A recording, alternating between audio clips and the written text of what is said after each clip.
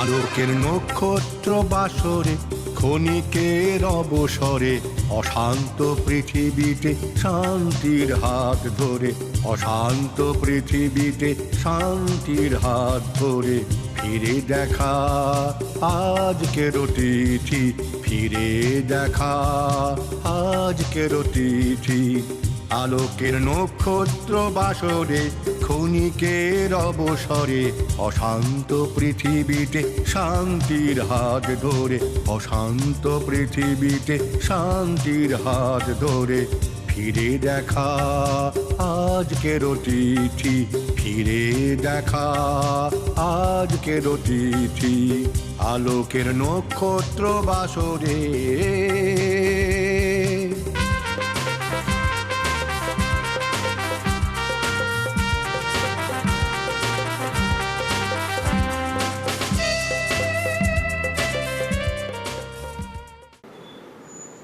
নমস্কার, শুভরাত্রি। সকলকে অভিনন্দন, শুভেচ্ছা এবং ভালোবাসা। আমরা আজকে চলে এসেছি মুর্শিদাবাদ সাংগঠনিক জেলার সভাপতি মলয় মহাজনের মহাশয়ের কাছে। মলয়বাবু, আপনাদের সকলকে এবং আপনাকে সহ সকলকে আমাদের হাই নিউজ টেলিভিশনের তরফ থেকে অসংখ্য ধন্যবাদ এবং শুভেচ্ছা। নমস্কার সবাই। আমরা আজকে দর্শক বন্ধু কিছু প্রশ্ন, কিছু পর্যবেক্ষণমূলক কথাবার্তা, কিছু পরামর্শ আমরা ওনার কাছ থেকে আমরা নেব। পশ্চিমবঙ্গ সরকারের, বিশেষ করে ভারতীয় জনতা পার্টির একজন কর্ণধার, একজন সৈনিক হিসাবে এই মুর্শিদাবাদ জেলায় তিনি একজন প্রতিষ্ঠিত রাজনৈতিক নেতৃত্ব। তার কাছে আমরা প্রশ্ন করব। মলয়বাবু, আপনাকে প্রথমে একটা প্রশ্ন করব যে যে বিধানসভা গঠিত হলো এবং মানুষের স্বতঃস্ফূর্ত রায়দানের মধ্য দিয়ে বিগত একটি সরকারকে 15 বছর ধরে আমরা ক্ষমতায় দেখেছি, দর্শক বন্ধু আপনারাও দেখেছেন। সেই পরিপ্রেক্ষিতে দাঁড়িয়ে নতুনভাবে বিজেপি দল, ভারতীয় জনতা পার্টি প্রথমে ক্ষমতায় আসীন হয়েছে পশ্চিমবঙ্গে রাজ্যের বিধানসভায়। আপনার কেমন লাগছে এবং এই পরিপ্রেক্ষিতে মানে আপনার আবেগ, অনুভূতি একটু মনের সামনে বলুন আপনি। আমি বিজেপির সেই জেলা সভাপতি যে দায়িত্বে থাকাকালীন ভারতীয় জনতা পার্টি পশ্চিমবঙ্গে ক্ষমতায় এসেছে। আর আমার পূর্বসূরি যত ভারতীয় জনতা পার্টির সভাপতি ছিলেন তারা তাদের সময়কালে পার্টিকে আরও সামনের দিকে এগিয়ে দিয়েছেন, আরও সামনের দিকে এগিয়ে দিয়েছেন। তা আমি সেই ভাগ্যবান মানুষ যার সময়ে বিজেপি ক্ষমতায় এসেছে। তো সেই হিসাবে অত্যন্ত ভালো লাগা, এটা বলার অপেক্ষা রাখে না। তো সেই কারণে আজকে এই অবসরে আমার পূর্বসূরি যত পার্টিকে নেতৃত্ব দিয়েছেন, যে সমস্ত কর্মী কার্যকর্তা পার্টি করতে করতে আজকের ভালো দিনটা দেখে যেতে পারেননি, অনেকে পরলোকগত হয়ে গেছেন, শহীদ হয়ে গেছেন, কিন্তু এই দিনটা যাদের দেখা ভাগ্যে হয়নি, তো সেই দিক থেকে আমি অত্যন্ত ভাগ্যবান। একদম। আর আজকের দিনে যারা দেখে যেতে পারেননি তাদের প্রতি আমার নমস্কার, তাদেরকে আমি আজকে স্মরণ করছি আজকের এই শুভক্ষণে। খুব সুন্দর। মলয়বাবু বলেছেন একটা সুন্দর কথা যে তার পূর্বসূরীরা এই লড়াইটাকে আগিয়ে নিয়ে গিয়ে একটা জায়গায় নিয়ে এসেছেন বলে আজকে ভারতীয় জনতা দল আজকে মুর্শিদাবাদে একটা ক্ষমতার স্বাদ গ্রহণ করতে পেরেছে এবং পেরেছেন। এবং মলয়বাবু সেখানে দাঁড়িয়ে তাদের ভূয়সী প্রশংসা করলে আপনারা শুনলেন। আমরা পরবর্তী প্রশ্নে যাব। মলয়বাবু, এই যে এই বহরমপুর, বিশেষ করে মুর্শিদাবাদ জেলার তো নাম করা একটা ঐতিহ্যবাহী জেলা, আমি সে প্রশ্নে পরে আসব। বহরমপুর কিন্তু একদম উল্লেখযোগ্য একটা শহর যে শহরে দীর্ঘদিন কংগ্রেস ছিল ক্ষমতায়, দীর্ঘদিন বামপন্থীরা দাপিয়ে এখানে ক্ষমতা ভোগ করেছে। গত বিধানসভায় আমরা দেখেছি এখানে তৃণমূলের এমএলএ ছিল, এখানে তৃণমূলের সাংসদ রয়েছে, পৌরসভা তৃণমূলের, পঞ্চায়েতগুলো, এলাকার পঞ্চায়েতগুলো তৃণমূলের দখলে। সমস্ত ক্ষমতাকে আপনারা কেড়ে নিয়ে, সমস্ত ক্ষমতাকে, তাদের ক্ষমতা থেকে তাদের চ্যুত করে কীভাবে এই বহরমপুরকে আপনারা বিজেপির একটি পীঠস্থান বানাতে সক্ষম হয়েছেন, আর একটু বলুন। অ্যাকচুয়ালি যা করার তো মানুষই করেছে। আমরা আমাদের কথা মানুষের সামনে রেখেছি। তো মুর্শিদাবাদ হলো সেই জেলা, যেই জেলাতে বিজেপি সবচেয়ে খারাপ ফল করেছে। আর মুর্শিদাবাদ হলো সেই জেলা, যেই জেলা রাজ্যে সবচেয়ে বেশি আলোচনাতে আছে। একদম। তার কারণ হচ্ছে বেলডাঙ্গার মতো আসন ভারতীয় জনতা পার্টি জিতেছে। সম্ভবত বিজেপির লোক কেন, কোনো লোকই ভাবেনি যে বেলডাঙ্গার আসন আমরা জিততে পারি। তো এটা সম্ভব হয়েছে এই কারণেই যে ভারতীয় জনতা পার্টি সম্পর্কে আমাদের বিরোধীরা যে কথা লাগাতার মানুষকে বলে আসতো, মানুষ তাদের কথাকে বিশ্বাস করেনি। ভারতীয় জনতা পার্টি যে কথাগুলো মানুষের সামনে রেখেছে বিগত নির্বাচনে, সেই কথাগুলোকেই মানুষ বিশ্বাস করেছে। আর সেটাকে বিশ্বাস করেছে বলেই এই প্রথম পশ্চিমবাংলায় রেকর্ড সৃষ্টি করেছে বিজেপি। মুর্শিদাবাদে 8টি আসন জিতেছে। রেজিনগর সামনে বাই ইলেকশন আছে, সেই ইলেকশনটা আমরা জিতবো, তাহলে পশ্চিমবঙ্গে আমাদের মুর্শিদাবাদ জেলা থেকে 9টি আসন হবে। এবং সেটা একটা রেকর্ড হবে যে মুর্শিদাবাদে ভারতীয় জনতা পার্টি এবার সবকে পেছনে ফেলবে। 70% যেখানে মুসলমান বাস করে বলে আমাদেরকে মনে করা হয় যে আমরা সেখানে জিততে পারবো না, আমাদেরকে 30%-এর দল বলা হয়। একদম। সেই দল মুর্শিদাবাদে বাকি দলকে পেছনে ফেলে 1 নম্বর দল হতে চলেছে। ইতিমধ্যে আমরা যেটুকু করেছি সেইটুকু বাকিদেরকে তাজ্জব করে দিয়েছে। এবং আমি নিশ্চিত সামনে যে নির্বাচন আসছে সেই নির্বাচনে মানুষকে আরও বিস্মিত করে, ইতিমধ্যেই অধীর রঞ্জন চৌধুরী হেরেছে, অপূর্ব সরকার ডেভিড হেরেছে, হুমায়ুন কবির এরপরে হারবে বা তার দল যাকেই দাঁড় করে হারবে। তো আমরা সেই মহেন্দ্র ক্ষণের জন্য অপেক্ষা করছি, সেই মুহূর্ত যেদিন হুমায়ুন কবির বা তার দল পরাস্ত হবে। খুব সুন্দর। আমরা রেজিনগরের ব্যাপারে পরে আসবো, আমরা ডিটেলসে যাবো। তার আগে 2-1টা প্রশ্ন আরও আমার কাছে আপনার কাছে লাগবো। এই যে আমাদের বহরমপুর পৌরসভা দীর্ঘদিন ধরে কংগ্রেস শাসন করে এসেছে এবং রিসেন্ট আমরা দেখেছি গত নির্বাচনে এখানে আপনার তৃণমূল ক্ষমতাসীন ছিল। আমাদের নারগোপালবাবু, তিনি এখানকার চেয়ারম্যান ছিলেন, উনি হঠাৎ করে পদত্যাগ করেছেন, খালি স্বাভাবিকভাবে খালি হয়েছে। এই পোস্টে আপনাদের কি কোনো ভাবনা চিন্তা রয়েছে, বা এই পৌরসভাকে নিয়ে আপনাদের উল্লেখযোগ্য কী পদক্ষেপ নেওয়ার আপনাদের সদিচ্ছা আছে, একটু বলুন। না, আমরা তো জানি না যে উনি হঠাৎ করে চেয়ার ছেড়ে চলে যাবেন। যে চেয়ারে বসবেন বলে উন্নয়ন বাহিনীকে দাঁড় করিয়ে রেখে উন্নতির নাম করে লোকদেরকে মেরে ধরে ওই চেয়ারে বসেছিলেন, আমি অবাক হয়ে গেলাম। মেরে ধরে যেই চেয়ারে বসতে হয়েছে সেই চেয়ারটা ছেড়ে দিলেন কোনো মারধর ছাড়া। আমরা বলিনি, আমরা মারিনি, আমরা কিছু না করতেই চেয়ার ছেড়ে উনি হঠাৎ করে চলে গেছেন। তো সেই জন্য তো আমরা নিশ্চিতভাবে হঠাৎ করে আমাদেরকে এখন ভাবতে হচ্ছে যে ওইখানে কি হবে। নিশ্চয়ই রাজ্য সরকারের নলেজে সব আছে, রাজ্য সরকার ওইখানে যা পদক্ষেপ করবে সেই অনুসারে সামনে আপনাদের নিশ্চয়ই জানতে পারবেন। তো ওইখানে যদি প্রশাসক বসে তাহলে সেভাবে চলবে। আর যদি এখন নির্বাচন হয় বা সরকার যদি নির্বাচনে আয়োজন করে, কমিশন যদি নির্বাচনে আয়োজন করে, তাহলে সেই অনুসারে প্ল্যানিং হবে। কিন্তু বহরমপুর পৌরসভার জনমত ভারতীয় জনতা পার্টির পক্ষে বিগত নির্বাচনে প্রতিফলিত হয়েছে। তো তার ফলে ভারতীয় জনতা পার্টি যখনই নির্বাচন হবে এই পৌরসভার ক্ষমতা দখল করবে এবং ভারতীয় জনতা পার্টি বহরমপুর শহরের উন্নতির জন্য যা যা পদক্ষেপ করবার সব করবে। ইতিমধ্যে আপনারা লক্ষ্য করছেন যে বহরমপুর শহর বলে নয়, গোটা পশ্চিমবঙ্গের মধ্যে একটা আমূল পরিবর্তন এসছে ভারতীয় জনতা পার্টি সরকার আসার সঙ্গে সঙ্গে। এখানে অনেক অবৈধ কার্যকলাপ যেগুলো হতো সরকার পরিবর্তনের সঙ্গে সঙ্গে এমনি বন্ধ হয়ে গেছে, অটোমেটিক বন্ধ হয়ে গেছে। সবাই জানে বিজেপি সরকার এসে গেছে মানেই আর কোনো অন্যায় কাজ করা যাবে না। তো সামনের দিনে পৌর ক্ষমতা যখন আমাদের হাতে আসবে তখন আমরা সুনির্দিষ্ট প্ল্যানিংয়ের মাধ্যমে পৌরসভাকে যেভাবে পরিচালনা করতে হয় আমরা সেভাবে করব। এখন দেখা যাক সামনের দিন নির্বাচন কমিশন বা সরকার কি পদক্ষেপ করছে, আমরা অপেক্ষা করছি।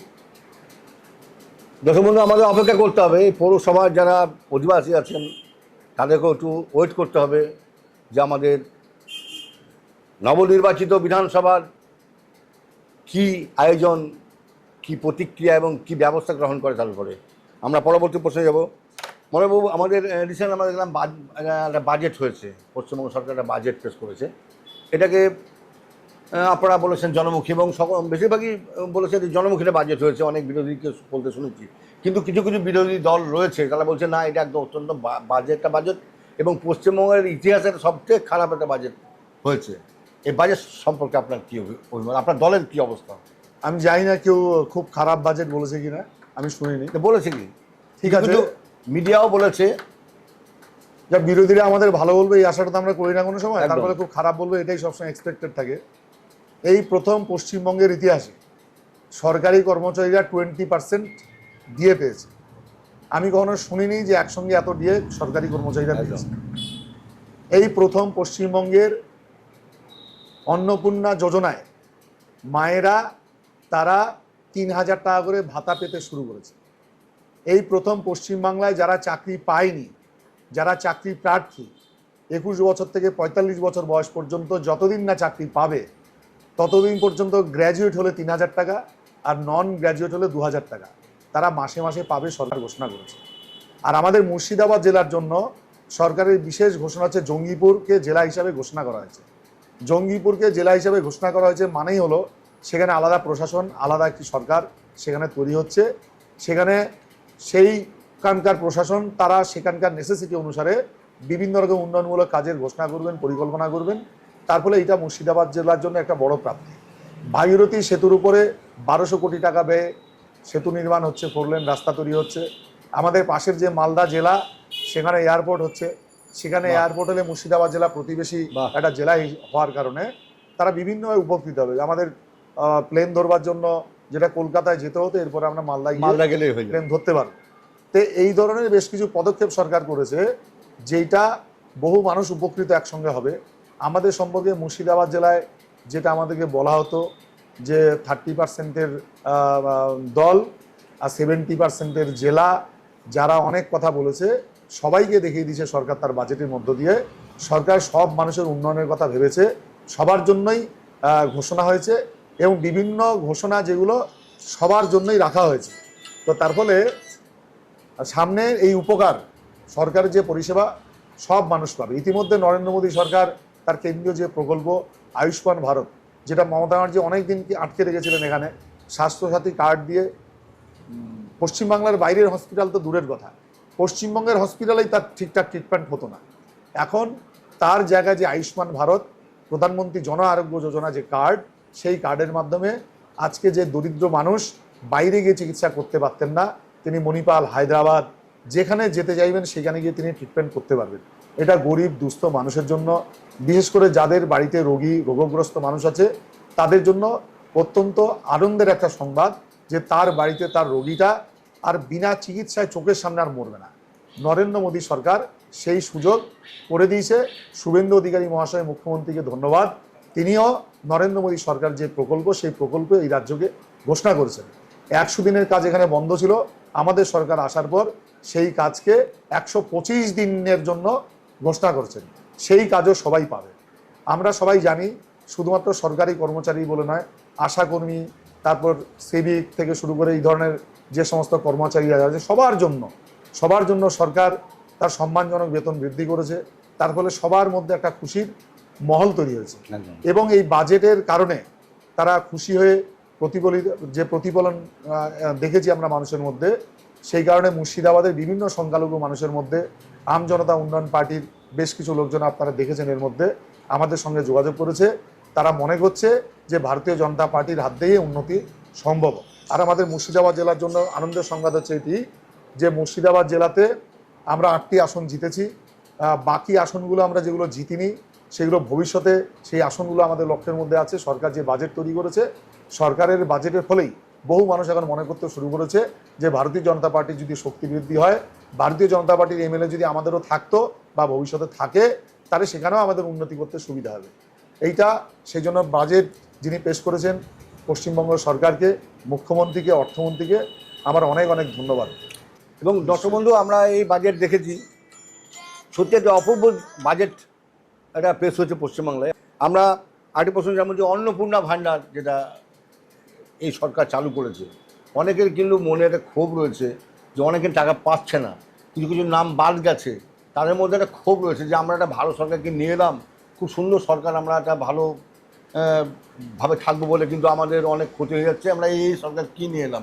কিছু অল্প সংখ্যক কিন্তু মানুষের মনে একটা বিরূপ ধারণা, মানে যেটা একদম ভুল ধারণা কিন্তু, যে সেই ব্যাপারে আপনার কী অভিমত? আগের সরকার অন্নপূর্ণা যোজনা ছিল না, আগের সরকার ছিল লক্ষ্মীর ভাণ্ডার। লক্ষ্মীর ভাণ্ডার, লক্ষ্মীর ভাণ্ডার যখন ছিল, লক্ষ্মীর ভাণ্ডার লক্ষ্মীর দখলে ছিল না, লক্ষ্মীর ভাণ্ডার নারায়ণ দখল করে নিয়েছে। এখানে রাখিবুল থেকে শুরু করে পশ্চিমবঙ্গে কয়েক লক্ষ পুরুষ লক্ষ্মীর ভাণ্ডার পেত। আমাদের মুর্শিদাবাদের রানীনগর ডোমকলে ব্যাপক সংখ্যা যারা পুরুষরা এই লক্ষ্মীর ভাণ্ডার তুলেছে। তো তারপরে লক্ষ্মীর ভাণ্ডার নিয়ে যত কম বলা যায় তত ভালো। সরকারের কোষাগার থেকে যে অর্থ বরাদ্দ করে হয়েছিল মায়েদের জন্য, সেই অর্থ তারা পুরুষকে দিয়েছে। এর থেকে লজ্জাস্কর আর কিছু হতে পারে না। যে অর্থ বরাদ্দ হয়েছিল গায়কদের জন্য, শিল্পীদের জন্য, সে অর্থ তৃণমূলের কর্মীরা নিয়েছে। তৃণমূলের কর্মীরা গায়ক ভাতা, শিল্পী ভাতা আজকে বসে বসে নিচ্ছে। মুর্শিদাবাদের 13,000 শিল্পীকে ভাতা দেওয়া হয়। আজকে এখন জানা যাচ্ছে 13,000-এর মধ্যে প্রায় 7,000 ভাতা যারা কোনো গায়ক শিল্পী নয়, তারা তৃণমূলের সব কর্মী। এই রকম বিভিন্ন জায়গায় যারা একটা অরাজক পরিস্থিতি তৈরি করে রেখেছে, তো তাদের সম্পর্কে কম বলাই ভালো। সেখান থেকে এইটাকে শুদ্ধ করবার জন্য, পরিচ্ছন্ন করবার জন্য এসআইআরের মাধ্যমে যেন ভোটার লিস্টকে শোধন করার কাজ শুরু হয়েছে। ঠিক একইভাবে যার কোটি টাকা ইনকাম আছে, লক্ষ টাকা ইনকাম আছে, যিনি পুরুষ, যিনি শিল্পী নন, তাদের কাছে যাতে এই ধরনের সুযোগ সুবিধা না পৌঁছায়, সেই জন্য সরকার প্রত্যেকটা ব্যক্তির কাছ থেকে এমন কিছু তথ্য চেয়েছে, যেই তথ্যগুলো ফিল আপ করার জন্য বলা হয়েছে। আগেরবার তথ্য চাওয়া হয়নি, শুধু দলের লোক দেখা হয়েছে, যে দলের লোক তাকে পয়সা দেওয়া হয়েছে। সরকার যাতে এবার ভুল না করে, সরকারের যাতে ভুল না হয়, মানুষের কাছে, সঠিক লোকের কাছে যাতে পরিষেবা পৌঁছায়, তার জন্য তার কাছেই কিছু তথ্য চাওয়া হয়েছে, যেগুলো তার কাছেই রয়েছে। এমন নয় যে তার কাছে এমন কোনো তথ্য চাওয়া হয়েছে তিনি দিতে পারবেন না। তার কাছে যে তথ্য চাওয়া হয়েছে সেই তথ্য তিনি দেবেন, তিনি তার ভাতা পাবেন। কিন্তু এমন যদি হয়, এখানে যেমন অধীর রঞ্জন চৌধুরী বলছেন যে একটা মানে অন্নপূর্ণা যোজনার জন্য 3,000 টাকার জন্য 12 পাতার না 14 পাতার ফর্ম ফিল আপ করছে। অধীর রঞ্জন চৌধুরী কী ভাবছেন যে কোনো ফর্ম ফিল আপ না করে তাকে মাসে মাসে 3,000 টাকা দেওয়া হবে? তো ওনার যদি এতই কষ্ট হয়, তো ওনার তো সরকার ছিল, উনি পারেন তো কোনো ফর্ম ফিল আপ না করে লোকেদের ব্যবস্থা করে দিন। উনি যদি পারেন তো, যাতে পুরুষের কাছে না পৌঁছায় লক্ষ্মীর ভাণ্ডার, অন্নপূর্ণা যোজনা যাতে পুরুষের কাছে না পৌঁছায়, শিল্পী ভাতা যাতে শিল্পীর কাছে পৌঁছায়, সেই জন্য সরকার যদি কিছু তথ্য চায়, ফিল আপ করার জন্য বলে, আর সেটা যদি একদিন একটু কষ্ট করে বেশি ফিল আপ করার দরকার হয়, এবং লাইফ টাইম যাতে সেখানে কোনো গোলমাল না থাকে, তার জন্য আমি মনে করি সব লোক করবে। তার সঠিক তথ্য দেওয়ার জন্য সব লোক প্রস্তুত থাকবে। এখানে বাকিরা অন্যদেরকে উত্তক্ত করছে, 12 পাতা ফর্ম ফিল আপ করতে হচ্ছে, তাহলে কি ফর্ম ফিল আপ না করে টাকা দিয়ে দিতে হবে? যার টাকা পাওয়ার অধিকার নেই তাকে দিয়ে দিতে হবে। তো সুতরাং কেউ টাকা পাচ্ছে না এরকম নয়, সবাই টাকা পাবে। ওই টাকার জন্য যিনি উপযুক্ত, তিনি উপযুক্ত তথ্য দিলেই পাবেন। হ্যাঁ, সেটা তথ্য দেওয়ার জন্য হয়তো বেশি তথ্য কিছু দিতে হচ্ছে, এবার নিশ্চয়ই দিতে হবে। এরপরে যাতে কোনো সমস্যা না হয়, সেজন্য প্রথমে হয়তো একটু তথ্যও দিতে হচ্ছে। দেখুন দর্শক বন্ধু, আমাদের সকলের একটা ধারণা রয়েছে, এবং এখন আমরা উপলব্ধি করছি যে কিছু কিছু সরকারি প্রকল্প খুব বাজে জায়গায় চলে গেছে। সরকারি টাকা কিছু তছরূপ হয়েছে, কিছু উল্টোপাল্টা জায়গায় এগুলো ইনভেস্ট হয়েছে। যেমন শিল্পীর কথা বললেন, আদৌ সে শিল্পী নয়, কোনো গায়ক নয়, কোনো লেখক নয়, কিন্তু সে একজন কর্মী হিসেবে টাকাটাকে ঢুকিয়ে দিয়ে, সেটা মস্ত বড় কিন্তু একটা অপরাধ, এবং দেশের পক্ষে সেটা কিন্তু আদৌ ভালো নয়। আমরা দেখেছি মলয়বাবু যে আবাস যোজনায় যাদের ঘর রয়েছে, তাদের ঘরকে দেখিয়ে আবার নতুন করে টাকা নিয়েছে, এরকম ভুরি ভুরি কিন্তু অভিযোগ রয়েছে। একটা জায়গায় 4টে ঘর দেওয়া হয়েছে। এই ঘরের টাকা কি গভর্নমেন্ট বলেছে একদম মানে স্তর, একদম নিজের স্তর থেকে টাকাগুলো আদায় করা হবে? এ ব্যাপারে কি গভর্নমেন্ট স্টেপ নিশ্চয়ই নেবেন? আপনার একটু বক্তব্য শুনবো। সেজন্যই তো প্রকৃত অর্থে যারা গরিব তাদের দুরবস্থা আরও বেড়ে গেছে। আগের সরকার যাদের ঘর পাওয়ার কথা তাদেরকে ঘর না দিয়ে, যার ছাদ আছে, বাড়ি আছে, দোতলা বাড়ি, তার 3 তলা করে দিয়েছে। যার দরকার, যার বেড়ার ঘর, চালের ঘর, খুঁটির ঘর, তাকে বাড়ি দেয়নি। তো তার ফলে যার প্রাপ্য সে পায়নি, যার প্রাপ্য ছিল না সে বেশি পেয়েছে, সেই জন্য যারা প্রকৃতই প্রাপ্য তাদের কষ্ট বেড়ে গেছে। সেই জন্য সরকার এখন, আগে যেহেতু এই ধরনের অপকর্মগুলো করেছে, এবার সরকার এমন কিছু পদক্ষেপ করেছে যাতে করে এই ভুলভ্রান্তি আর না থাকে। বাহ, সেই জন্য অনেকের ক্ষেত্রে এইবার প্রথম ক্ষেত্রে ব্যক্তি অসুবিধা হচ্ছে, কিন্তু যাদের প্রকৃত প্রাপ্য, যাদের পাওয়ার কথা, তারা নিশ্চিতভাবেই ঘর পাবেন। সরকারের লক্ষ্যই হচ্ছে যার মাথায় ছাদ নেই তার মাথায় ছাদ দিতে হবে। আর যারা প্রধানমন্ত্রী আবাস যোজনার টাকা দুর্নীতি করেছেন, তছরূপ করেছেন, তাদের জন্য সরকার নিশ্চয়ই ব্যবস্থা নিচ্ছে। উপযুক্ত তথ্য প্রমাণ পেলে তাদের বিরুদ্ধে নিশ্চয়ই পদক্ষেপ হবে। যেটা লক্ষ্মীর ভাণ্ডারের ক্ষেত্রে অনেকেই এসে বলছেন যে আমি লক্ষ্মীর ভাণ্ডার নিয়েছিলাম, আমি আর নেব না, আমি নিতে চাই না। অনেক শিল্পী তার ভাতা নেওয়া বন্ধ করেছেন, তিনি বলছেন আমি আর নেব না, নিয়েছিলাম। অনেক শিল্পী আমাদের কাছে এসে বলছেন আমরা ভুল করে নিয়েছিলাম, আমাদের নেওয়া উচিত হয়নি। তো এইরকম যারা ভুল করে ফেলেছেন তাদের ভুলভ্রান্তি সংশোধন করে সামনের দিনে যাতে উপযুক্ত লোক পায় সেই ব্যবস্থা আমাদের করতে হবে। বাহ, খুব সুন্দর কথা আমরা শুনলাম। আমরা অপেক্ষা করবো একটা সুন্দর, আমাদের মলয়বাবু কথা বলেছেন যে একটা সরকার এসছে একটা লড়াই সংগ্রামের মধ্যে দিয়ে মানুষের মানে বঞ্চনার, মানুষের অবহেলা, মানুষ ঠকেছে, ঠকার পরেতে কিন্তু আজকে বহু প্রতীক্ষিত একটি স্বপ্ন পূরণ হয়েছে। ভারতীয় জনতা দল ক্ষমতায় এসছেন, ওপারের যারা রয়েছেন তারা নিশ্চয়ই এই কথাও অনুধাবন করছেন। আমরা অপেক্ষা করব। সরকারের একসঙ্গে সব কিছু সম্ভব নয়। দীর্ঘদিনের পুঞ্জীভূত ক্ষতিকে একদিনে একটা লাভজনক জায়গায় নিয়ে যাওয়া কোনো সরকারের পক্ষে সম্ভব নয়। আমরা অপেক্ষা করব। আমরা দর্শক বন্ধুদের ছোট্ট একটা বিরতি নেব। বিরতির পরে আমরা ফিরে আসবো। আপনারা কোথাও যাবেন না, এক্ষুনি আবার ফিরে আসবো।